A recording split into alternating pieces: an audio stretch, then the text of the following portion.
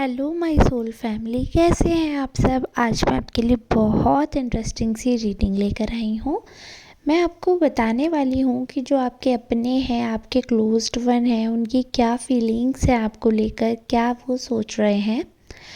मैं ये reading general reading कर रही हूँ टैरो डेक से, और चांसेस हैं आप सबसे रेजोनेट होने के। फिर भी अगर कोई पार्ट आपसे रेजोनेट नहीं होता है तो आपको डिसअपॉइंट होने की ज़रूरत नहीं है, क्योंकि जनरल रीडिंग है तो आपसे रेजोनेट हो भी सकती है, नहीं भी। ज़बरदस्ती अपने ऊपर ना थोपें। और एक और चीज़ यहाँ पे बताना चाहूँगी कि जो टैरो की रीडिंग होती है वो एनर्जी को पिक करके की जाती है। तो अगर आप लोग चाहते हैं कि आपकी एनर्जी मैं पिक करूं तो कमेंट्स के माध्यम से अपनी एनर्जी मुझ तक ज़रूर पहुंचाएं। अगर नए हैं तो मेरे चैनल को सब्सक्राइब कर लीजिए और वीडियो को लाइक कर दीजिए। प्लीज़ लाइक करिए, शेयर कर सकते हैं तो बहुत अच्छी बात है, शेयर भी कर दीजिए। कमेंट्स तो करने ही करने हैं।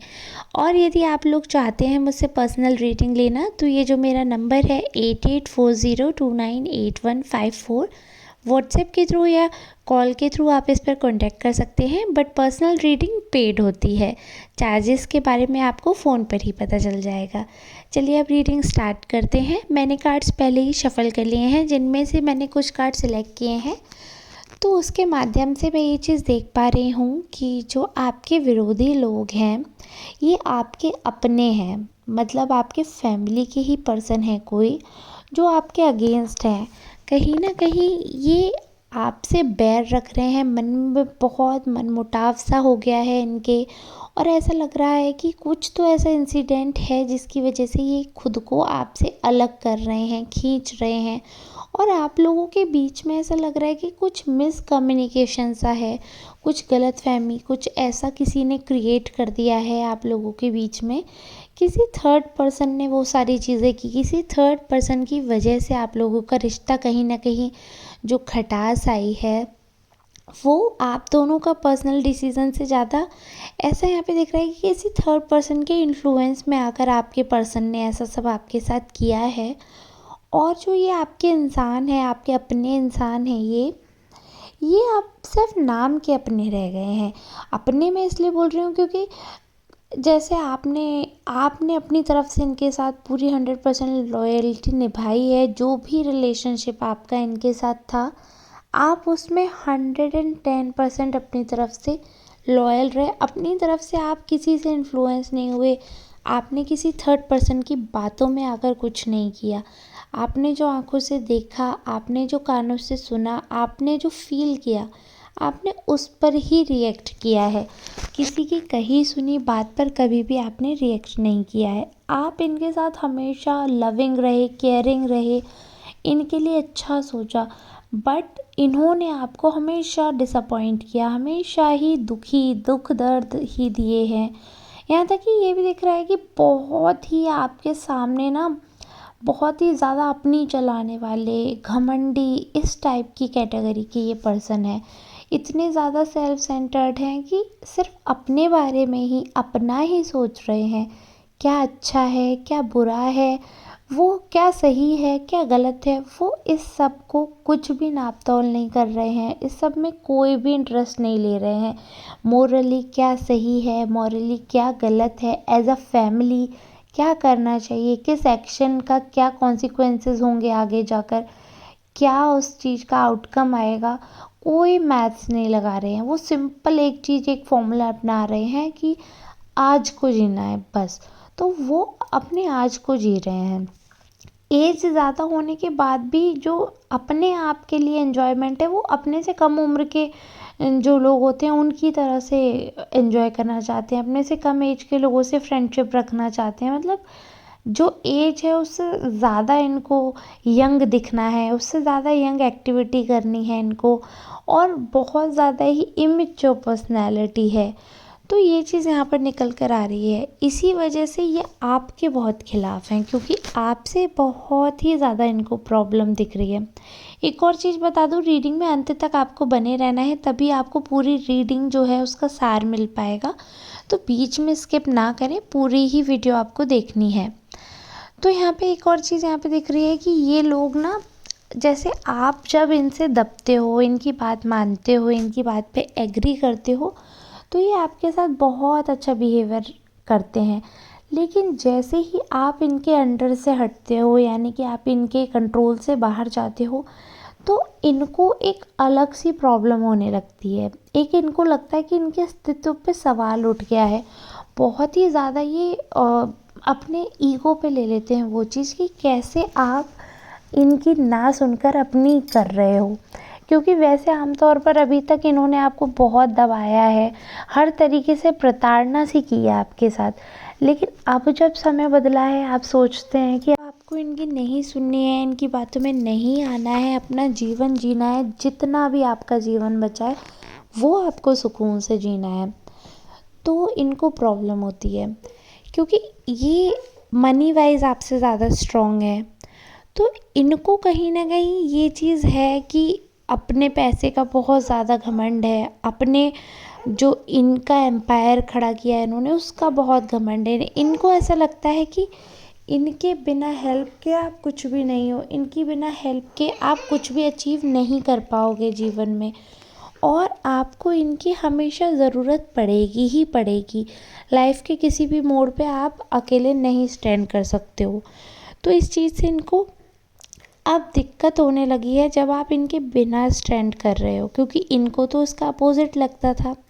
अब जब वो देख रहे हैं कि आप इनके विपक्ष में खड़े हो इतनी मजबूती से, स्ट्रांगली, कि हवा आए, तूफान आए, आंधी आए, लेकिन आपको अब कोई नहीं ला सकता। आपने जो डिसीज़न ले लिया है, अब वो डिसीज़न कोई परिवर्तित नहीं कर सकता है।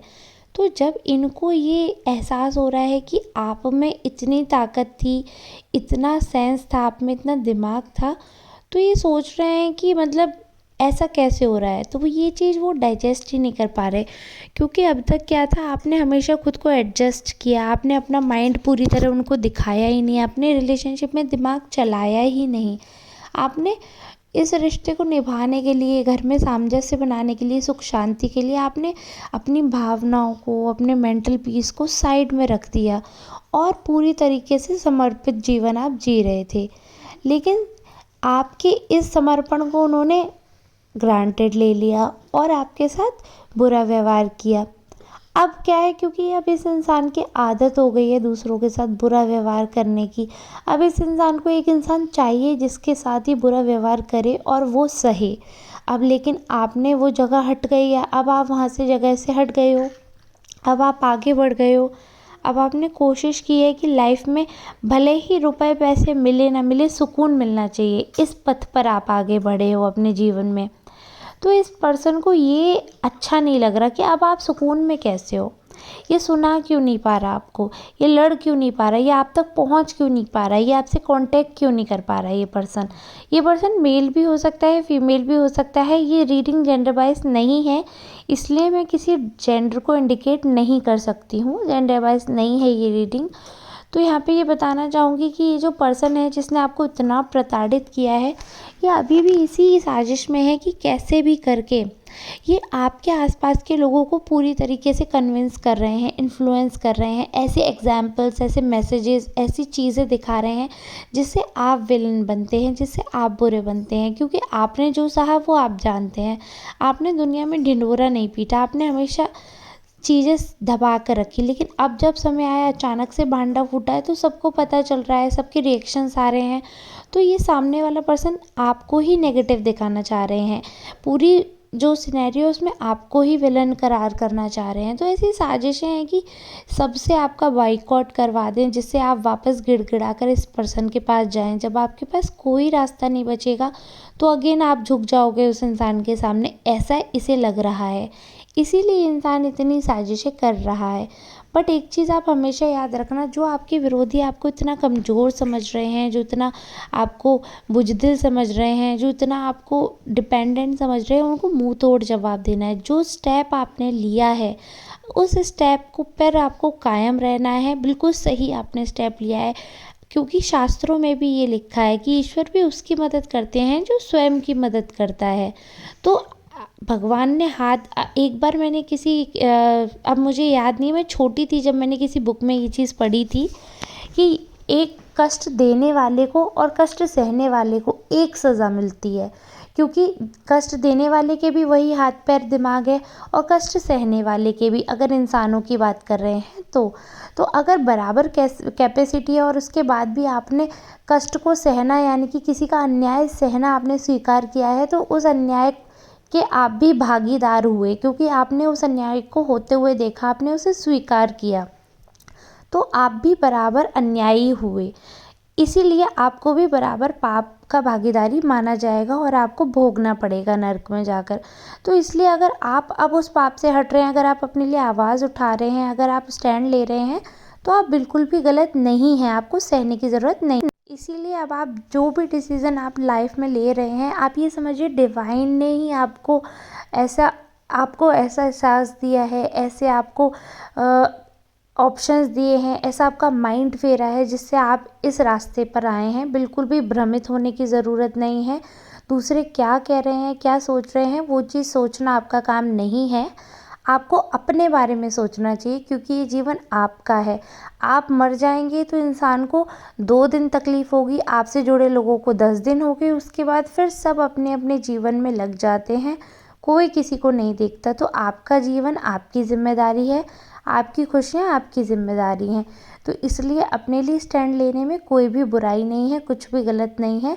बस गलत को होते हुए ना देखना है, ना गलत सहना है। ये सिद्धांत जीवन में ज़रूर अपनाना चाहिए। आई होप मेरी बात क्लियरली आप सब तक पहुंची होगी। अगर आपको वीडियो अच्छा लगे तो लाइक शेयर ज़रूर करें, कमेंट्स के माध्यम तक मुझ तक मैसेज ज़रूर पहुँचाएँ। आप सबसे आग्रह है, अगर नए हैं तो चैनल को सब्सक्राइब करें, लाइक शेयर ज़रूर करिएगा। और अच्छा लगता है जब आप लोग फीडबैक के थ्रू कुछ भी बताते हैं या मैसेज में बताते हैं आपसे रेजोनेट हुई, तो मुझे सच में बहुत मोटिवेशन मिलता है। ऐसे ही आप सबका प्यार और आशीर्वाद मुझ पर बना रहे। चलिए ठीक है, मिलते हैं नेक्स्ट रीडिंग में। तब तक के लिए आप सबका बहुत बहुत धन्यवाद।